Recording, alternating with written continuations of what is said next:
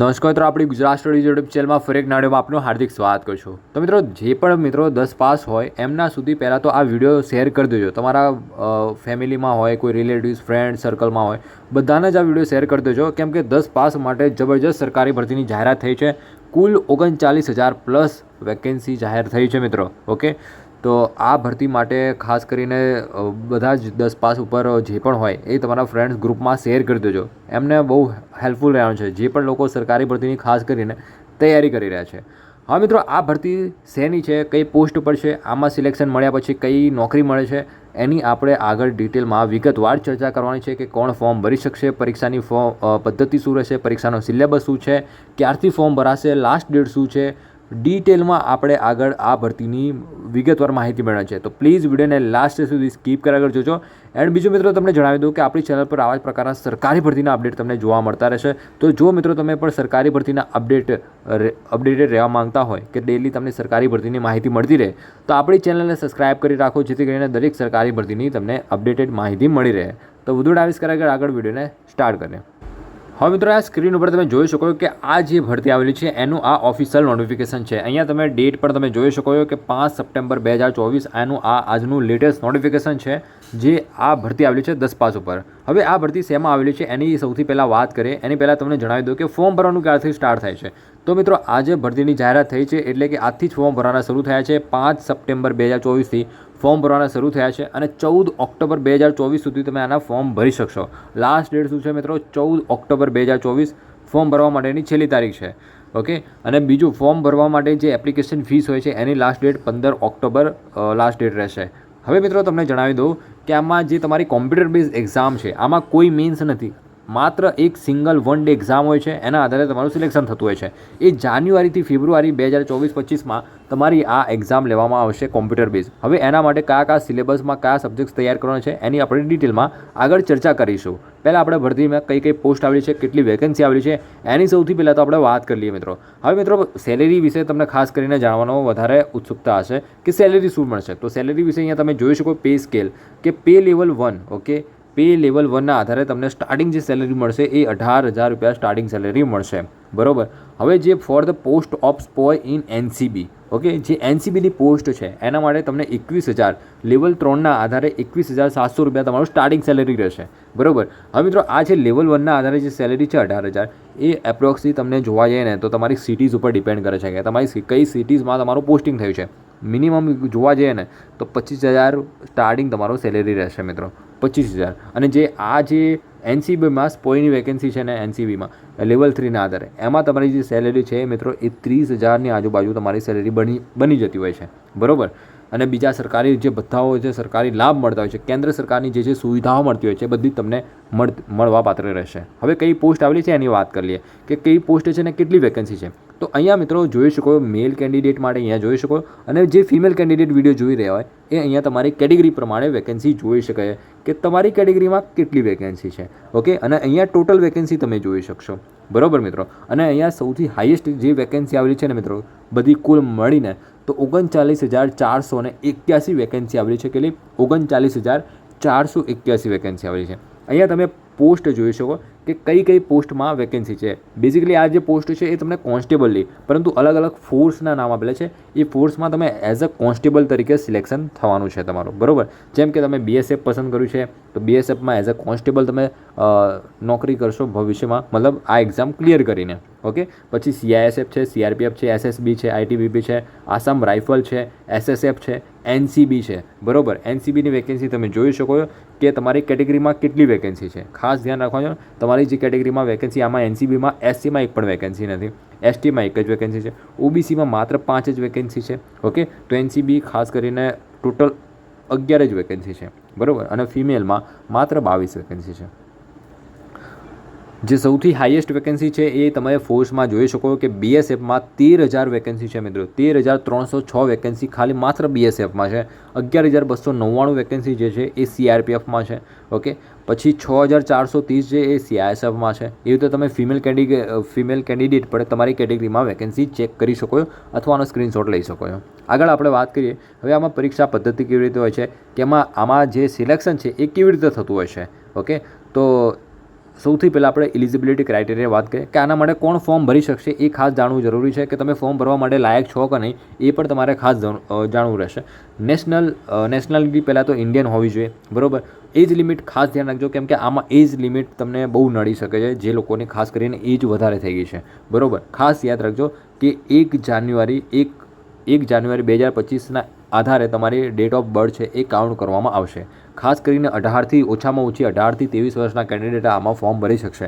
પરંતુ તમારી જે બર્થ ડેટ છે એ અહીંયા તમે જોઈ શકો કે 2 જાન્યુઆરી 2002થી લઈને 1 જાન્યુઆરી 2007 સુધીમાં જે લોકોનો જન્મ થયેલો હોય એ લોકો જ ફોર્મ ભરી શકશે.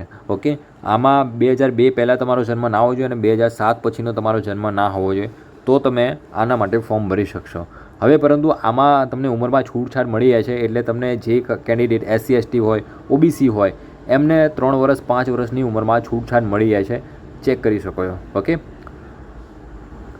બાકી જે કેન્ડિડેટ જનરલ કેટેગરીમાંથી છે, અનરિઝર્વ કેન્ડિડેટ છે, તો એ લોકોને 18થી 23 વર્ષના કેન્ડિડેટની જે ક્રાઇટેરિયા છે એમાં તમારે આવતા હોય તો જ તમે ફોર્મ ભરી શકશો, કેમ કે એમાં કેટેગરીનો તમને લાભ નહીં મળે, બરાબર. પરંતુ એમાં પણ તમારે ખાસ કરીને OBC SC ST કેન્ડિડેટ હોય એ લોકોને જે તમારું કાસ્ટ સર્ટિફિકેટ હોવું કમ્પલસરી જરૂરી રહેશે. ઓકે, એજ્યુકેશન ક્વોલિફિકેશન મેં કીધું એ પ્રમાણે કે માત્ર 10 પાસ માંગેલું છે, ખાલી તમે 10 પાસ હોય તમે ફોર્મ ભરી શકશો. કોઈ પર્સન્ટેજની રિક્વાયરમેન્ટ નથી, કેટલી ગમે તેટલી ટ્રાયલમાં પાસ થયા હોય કોઈ માયને નથી રાખતું, તમે 10 પાસ છો ફોર્મ ભરી શકશો. NCCના આમાં તમને બોનસ માર્ક્સ મળતા હોય છે કે NCC C સર્ટિફિકેટ હોય તો 5% માર્ક્સ મળતા હોય છે. ઓકે, અને એવી રીતે તમે B સર્ટિફિકેટ 3% અને E સર્ટિફિકેટ હોય તો 2% તમને માર્ક્સ બોનસ મળી રહેતા હોય છે. ફોર્મ કેવી રીતે ભરવાનું છે, તો ફોર્મ ભરવા માટે તમને લિંક છે એ કોમેન્ટ સેક્શનમાં આપી દઈશ, અથવા તો જો તમને ફોર્મ ભરતા નથી ફાવતું તો ઘરે બેઠા અમે ફોર્મ ભરી આપીએ છીએ. તમને નીચે એક નંબર આપેલો છે અથવા તો અહીંયા નંબર લખી દઉં છું, એ નંબર પર તમારે કોન્ટેક્ટ કરવાનો છે. વોટ્સઅપ પર ફક્ત મેસેજ કરવાનો છે મિત્રો. ખાસ કરીને સાંભળી લેજો કે 9327755901. ઓકે, ફરી વખત અહીંયા લખી દઉં છું 9327755901. આ નંબર ઉપર તમારે ફક્ત વોટ્સઅપ મેસેજ કરવાનો છે અને તમારે જે પણ ડોક્યુમેન્ટ છે, આધાર કાર્ડ છે, 10માની માર્કશીટ છે, કાસ્ટ સર્ટિફિકેટ છે, નોન ક્રિમિનલ હોય, OBC કેન્ડિડેટ હોય તો એમને નોન ક્રિમિનલ સર્ટિફિકેટ પણ મોકલવાનું છે. કયું સર્ટિફિકેટ ભારત સરકારને હોય ને એ જ. ઓકે, પછી ઈમેલ ID છે, મોબાઈલ નંબર છે, આટલા ડોક્યુમેન્ટ અને પાસપોર્ટ સાઇઝનો ફોટો છે, સિગ્નેચર, આટલા ડોક્યુમેન્ટ ફક્ત મેં જે નંબર બતાવ્યો એ નંબર પર વોટ્સઅપ કરી દેવાનો છે. તમને ઘરે બેઠા ફોર્મ ભરી આપવામાં આવશે. ઓકે, એપ્લિકેશન ફીસની વાત કરીએ તો ₹100 એપ્લિકેશન ફીસ રહેશે. જે લોકો ખાસ કરીને SC ST હોય, SC ST કેટેગરીના કેન્ડિડેટ હોય એમને કોઈ ફી ભરવાની નથી. General category OBC કેન્ડિડેટને ₹100 application fees છે અને ફિમેલ કેન્ડિડેટને કોઈ પણ પ્રકારની ફી નથી. ઓકે, કોઈ પણ કેટેગરીમાંથી ફિમેલ હોય એમને કોઈ ફી ભરવાની નથી. ઓકે, હવે આપણે વાત કરીએ મિત્રો એક્ઝામ સેન્ટરની, કે આમાં એક્ઝામ સેન્ટર ક્યાં ક્યાં મળી રહેશે. તો મિત્રો આપણે ગુજરાતથી કેન્ડિડેટ હોય તો એ લોકોનું એક્ઝામ સેન્ટર છે એ તમને આ સિટીઝમાં તમને જોવા મળશે, જેમ કે અમદાવાદ છે, ગાંધીનગર છે, મહેસાણા, રાજકોટ છે, સુરત, વડોદરા છે. આ સેન્ટર્સ તમને આપણા ગુજરાતમાં મળી રહેશે. આટલા સેન્ટરમાં તમે એક્ઝામ આપી શકશો, બરાબર. અને આ એક્ઝામ તમારે ફોર્મ ભરો ને ત્યારે તમારે સિલેક્ટ કરવાનો રહેશે. એ તમે મને મતલબ જે નંબર આપેલો ને એ નંબર પર તમારું સેન્ટર હોય એ પણ તમને એમના ત્યાંથી પ્રિફરન્સ આપી દેશે, બરાબર. હવે સિલેબસની વાત કરીએ મિત્રો કે આમાં એક્ઝામ ક્લિયર કરવા માટે આપણે સિલેક્શન મેળવવા માટે એક્ઝામ ક્લિયર કરવી પડશે. અને એક્ઝામ જે છે એમાં કેવી રીતનું હોય છે, કયા કયા સબ્જેક્ટ હોય છે, તો તમે જોઈ શકો તમારી એક સિંગલ એક્ઝામ લેવાય છે. આ સિંગલ એક્ઝામના બેઝ ઉપર તમારું સિલેક્શન થાય છે. તો એમાં એક તો રિઝનિંગ આવે છે, પછી એક જનરલ નોલેજ આવે છે અને એક આવે છે એલિમેન્ટરી મેથેમેટિક્સ એટલે કે મેથ્સ આવે છે. પછી એક ઇંગ્લિશનું પેપર હોય છે. એમ કરીને ટોટલ 4 પેપર હોય છે, જેમાં દરેક પ્રશ્નના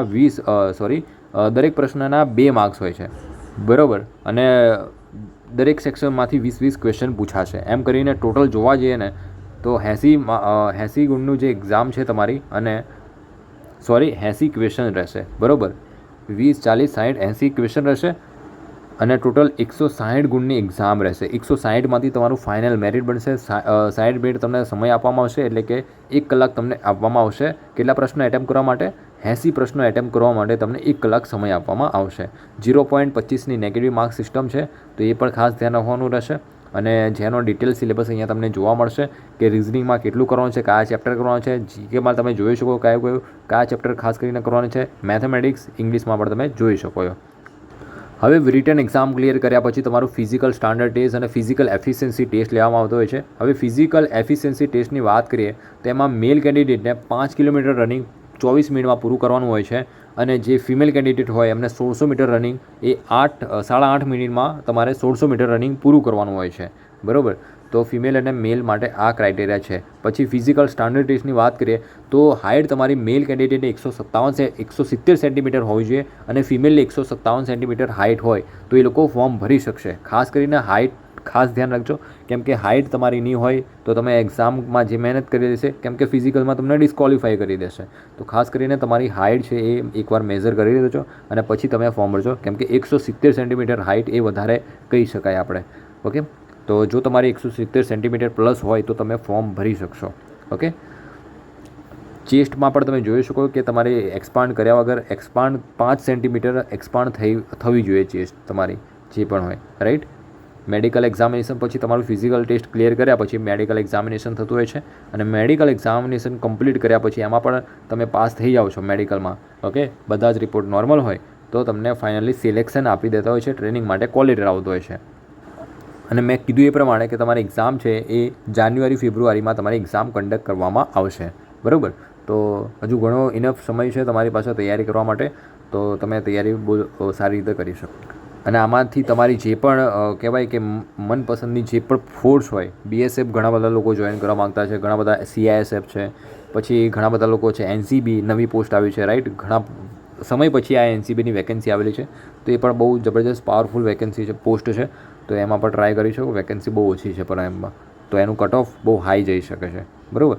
તો મેક્સિમમથી મેક્સિમમ સ્કોર કરે એ લોકોનું જલ્દી છે, મતલબ એ લોકોના ચાન્સીસ વધારે હોય છે સિલેક્શનના. તો આના પર એક સ્ટ્રેટેજી ઉપર એક અલગથી અને બુક લિસ્ટ ઉપર એક અલગથી વિડીયો બનાવી દઈશ, તો એ વિડીયો આપણી ચેનલ પર આ જ ચેનલ પર આવશે. તો ચેનલને પ્લીઝ સબસ્ક્રાઈબ કરી રાખજો જેથી કરીને અપકમિંગ વિડીયોની માહિતી તમને મળી રહે. તો બસ મિત્રો, આજના વિડીયો પૂરતું આટલું જ રાખ્યો. તમારા મનમાં કોઈ પણ આ ભરતીને લઈને કોઈ ડાઉટ હોય તો કોમેન્ટ સેક્શનમાં કોમેન્ટ કરીને પૂછી શકો, હું જરૂરથી રિપ્લાય આપીશ. ઓકે, તો મળે નેક્સ્ટ વિડીયોમાં. આજના વિડીયો પૂરતું આટલું જ.